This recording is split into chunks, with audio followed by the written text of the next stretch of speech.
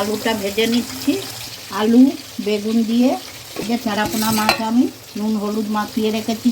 আলু ভাজা হয়ে গেছে, এবার বড়িটা ভেজে নেব। বড়িটা তুলে নিচ্ছি, এবার ভাজা হয়ে গেছে, এগুলোকে ভেজে নেব। হয়ে গেছে মাছ ভাজা, জিরে ফোড়ন দিচ্ছি, নুন দিচ্ছি। এই মশলাটার মধ্যে আছে আদা বাটা, লঙ্কা বাটা, হলুদ, ওটাও দিয়ে দিচ্ছি। ভালো করে কষে নেব। তেল ছেড়ে দিয়েছে, এবার আমি জল দেবো, মাছগুলো দিয়ে দেবো।